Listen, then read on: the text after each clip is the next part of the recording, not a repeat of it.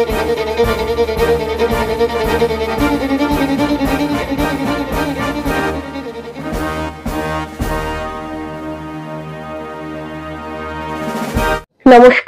আমি পাপড়ি। ব্রততী পরম্পরা ডিজিটাল নিউজের আজকের বুলেটিনে আপনাদের স্বাগত জানাই। আজকের শিরোনামে কোভিডে ফের দোলা, মৃদু সংক্রমণ তবু সতর্কতা। দ্রোহের সাথেই প্রেমের সুর, বাংলার গালিব নজরুল।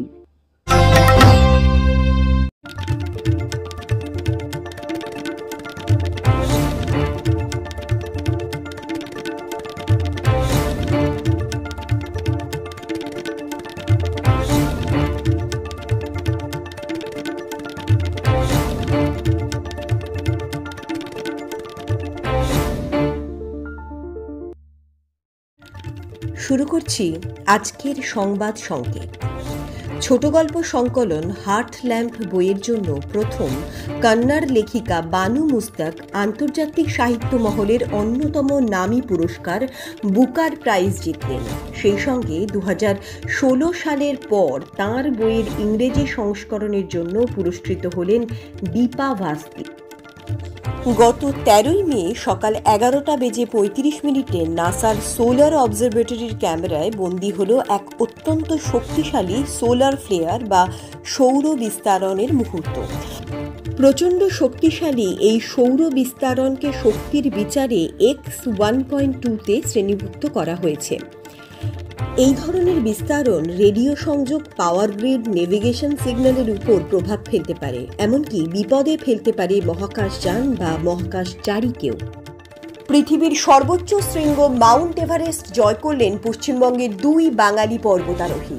গত 15 মে বৃহস্পতিবার বর্ধমান শহরের রানীসায়র পাড় এলাকার বাসিন্দা সৌমেন সরকারের এবং 19 মে সোমবার পুলিশের 3য় ব্যাটালিয়নের কনস্টেবল তমলুক থানার অন্তর্গত মধুরী গ্রামের বাসিন্দা লক্ষ্মীকান্ত মণ্ডলের এই সাফল্যে উচ্ছ্বসিত বর্ধমানবাসী ও কলকাতা পুলিশ সহ গোটা পশ্চিমবঙ্গ। দেশে আবারও বাড়ছে কোভিড-19 সংক্রমণ। বেশ কয়েকটি রাজ্য ও শহরে নতুন করে সংক্রমণ ধরা পড়েছে, যার ফলে স্বাস্থ্য বিভাগ সতর্কতামূলক ব্যবস্থা গ্রহণ শুরু করেছে। স্বাস্থ্য মন্ত্রকের তরফে জানানো হয়েছে, মে মাসে নতুন করে সংক্রমণের সংখ্যা বৃদ্ধি পেয়েছে, যদিও অধিকাংশ কেসই মৃদু উপসর্গযুক্ত। তবুও স্বাস্থ্য বিশেষজ্ঞরা পরামর্শ দিচ্ছেন মাস্ক ব্যবহার, নিয়মিত হাত ধোয়া এবং ভিড়ভাট্টা এড়িয়ে চলার জন্য। বিশেষ করে প্রবীণ নাগরিক, গর্ভবতী মহিলা ও রোগ প্রবণ ব্যক্তিদের জন্য সতর্কতা জরুরি। বিস্তারিত জানবো আমাদের প্রতিনিধির থেকে। দেশের বিভিন্ন শহর ও রাজ্যে ধীরে ধীরে বাড়ছে কোভিড সংক্রমণের সংখ্যা। মে মাসে মুম্বাই, চেন্নাই, আহমেদাবাদ ও পুদুচেরির মতো শহরে বেশ কয়েকটি নতুন কেস ধরা পড়েছে, যা গত কয়েক মাসের তুলনায় একটি উল্লেখযোগ্য বৃদ্ধি। স্বাস্থ্য দপ্তরের তথ্য অনুযায়ী মুম্বাই শহরে মে মাসে 95টি নতুন সংক্রমণ ধরা পড়েছে, যেখানে জানুয়ারি থেকে এপ্রিল পর্যন্ত মোট কেস ছিল মাত্র 11টি। আহমেদাবাদে একদিনে ধরা পড়েছে 7টি সংক্রমণ। চেন্নাইয়ে চিকিৎসকেরা জানাচ্ছেন, ইদানিং অনেক জ্বর ও শ্বাসযন্ত্র জনিত সমস্যার কেসে ইনফ্লুয়েঞ্জার বদলে কোভিড-19 ধরা পড়ছে। এর ফলে কিছু হাসপাতালে অস্ত্রোপচার ও অন্যান্য ঝুঁকিপূর্ণ চিকিৎসা সাময়িকভাবে স্থগিত রাখা হয়েছে। দেশের অন্যান্য রাজ্যের মতো পশ্চিমবঙ্গেও ধরা পড়েছে কোভিড-19 সংক্রমণের একটি নতুন কেস। রাজ্যের স্বাস্থ্য দপ্তর সূত্রে জানা গেছে, চলতি মে মাসের গোড়ার দিকে দক্ষিণ কলকাতার একটি বেসরকারি হাসপাতালে ভর্তি হয়েছিলেন এক মহিলা রোগী, যার শ্বাসকষ্ট ও অন্যান্য উপসর্গ ছিল। পরীক্ষার পর নিশ্চিত হয় তিনি কোভিড-19-এ আক্রান্ত। যদিও এখন পর্যন্ত কোনো গুরুতর অসুস্থতা বা মৃত্যুর খবর নেই, তবুও স্বাস্থ্যকর্তারা নাগরিকদের সাবধানতা অবলম্বনের পরামর্শ দিচ্ছেন।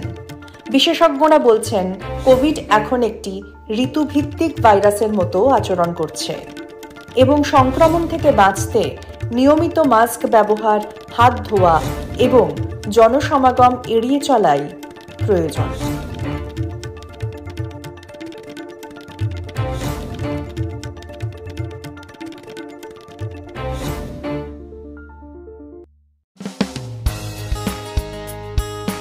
ব্রততী পরম্পরা ও কাব্যায়নের বিভিন্ন শাখায় অফলাইন ও অনলাইন আবৃত্তি প্রশিক্ষণের জন্য ভর্তি চলছে।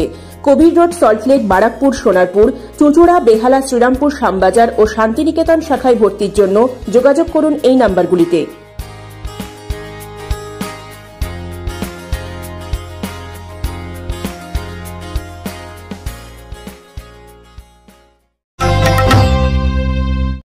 গুল বাগিচার বুলবুলি আমি, রঙিন প্রেমের গাই গজল। যে হাতের লেখনী থেকে বেরিয়েছে অন্যায় অত্যাচারের বিরুদ্ধে দ্রোহ, প্রতিবাদ, সেই হাতের ছোঁয়াতেই প্রকাশ পেয়েছে প্রেমের মাধুর্যে ভরা সুখ দুঃখের গজল। মধ্যযুগে রাজদরবারের গায়ক কবি আমির খসরু উর্দু প্রেমগীতির সূচনা করলেন। এরপর মির্জা গালিবের মারফত গজল রূপে তা বিস্তৃতি ঘটার পর 20 শতকে এসে কাজী নজরুল ইসলাম তার বাংলা রূপান্তর করলেন। নজরুল ইসলাম উর্দু ফরাসি ভাষার সংমিশ্রণে বাংলা গজলের সুরে নিজস্বতা দিয়ে উত্তরাধুনিক কালের জন্য সঙ্গীত শিল্পের নতুন দৃষ্টান্ত তৈরি করলেন।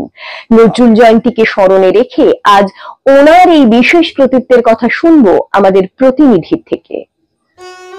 গিয়েছিলেন যুদ্ধে, শিখলেন ফার্সি আর গালিবের গজল শায়রি। তারপরে হাতে আর বন্দুক নয়, বরং কলম থেকে সৃষ্টি হলো প্রেম বিরহের সুগন্ধে সুবাসিত বাংলা গজল গানের ফুল। কাজী নজরুল ইসলামের গজল ঐতিহ্য ও আধুনিকতায় কতটা অনন্য ছিল সে প্রসঙ্গে প্রখ্যাত সঙ্গীত শিল্পী আব্বাস উদ্দিন আহমেদ তাঁর স্মৃতিচারণে লিখছেন, কবির রচিত গজল গানের সুরে এই বাংলার আকাশ বাতাস নতুন সুরে, কথায়, ভাবে আমোদিত হলো। নজরুলের সঙ্গীত রচনাকালকে মূলত 4টি পর্বে ভাগ করা যায়। শুরুর দিকে 1920 থেকে 1926-এর সময়কালে পরাধীন ভারত তথা বাংলার যুব সমাজকে ব্রিটিশের শোষণ ও অন্যায়ের বিরুদ্ধে প্রতিবাদ করার জন্যে অনুপ্রেরণামূলক গান লিখেছিলেন তিনি। এবং ঠিক এর পরেই 1926 থেকে 1928 সালের সময়কাল জুড়ে পারস্য গজলের অনুষঙ্গে তিনি রচনা করলেন বাংলা গজল। এই সময়কালের ধারাবাহিকতা অনুযায়ী 1926 সালে বাগিচায় বুলবুলি তুই, ফুল শাখাতে দিসনে আজি দোল গানটি নজরুল ইসলাম রচিত প্রথম বাংলা গজল হিসাবে মনে করা হয়। পরে এই গানে তিনি সুরারোপ করলে 1928 সালে কলকাতার হিজ মাস্টার্স ভয়েস কোম্পানি গানটি রেকর্ড করে কে মল্লিকের কণ্ঠে। কাজী নজরুল ইসলাম তাই শুধুমাত্র সাম্যবাদী গণসঙ্গীতের স্রষ্টা বা বিদ্রোহী কবি হিসাবেই আর প্রসিদ্ধ হলেন না, পাশাপাশি তিনি হয়ে উঠলেন বাংলা গজল গানের প্রবর্তক। এই দুই ধারার বাংলা গানকে সমৃদ্ধ করার ক্ষেত্রে একজন গীতিকার বা সুরকারের সঙ্গীত সম্পর্কে গভীর মেধা ও মনন থাকা প্রয়োজন। কাজী নজরুল ইসলামও সেই মেধার অধিকারী ছিলেন এবং এই কৃতিত্বের পিছনে দীর্ঘ অধ্যাবসায় ও অভিজ্ঞতা তার এই শিল্পী মনকে জাগরিত করে তুলেছিল। কাজী নজরুল ইসলামের এই গজল গীতির সূচনা পর্ব থেকে আধুনিকতার নিরিখে তার উত্তরণের বিষয় নিয়ে বিশেষভাবে আলোকপাত করলেন সঙ্গীত শিল্পী ভাস্বতী দত্ত।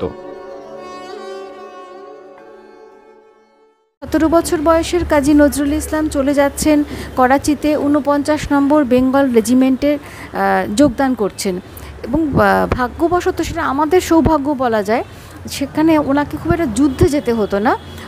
ওনাকে যেখানে আর্মিদের সবার জামা কাপড় রাখা থাকতো, সেই জামা কাপড়, কম্বল ইত্যাদি, বিছানা, সেসব তদারকি করতেন, তার হিসেব রাখতেন।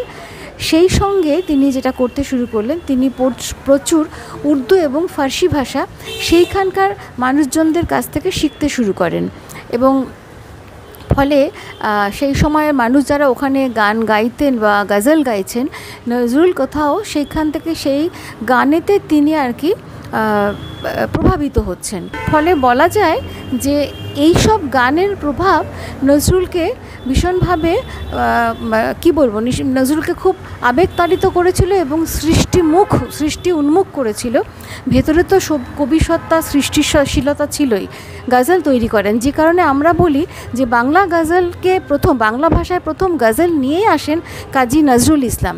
শুধু তাই নয়, এবারে পরবর্তী সময়ে এখন যে আধুনিক গান তৈরি হয় তার মূল পথপ্রদর্শক কিন্তু কাজী নজরুল ইসলাম। দ্বৈতভাবে শব্দগুলোকে, বাংলা এবং উর্দুকে এইভাবে ব্যবহার করা, এটা কিন্তু কাজী নজরুল আমাদেরকে শিখিয়েছেন এবং ভাগ্যিস তিনি গজল গান শিখেছিলেন, ভাগ্যিস তিনি উর্দু ফার্সি শিখেছিলেন, তাই না আমরা এত সুন্দর গজল, এত সুন্দর আধুনিক গান পেয়েছি।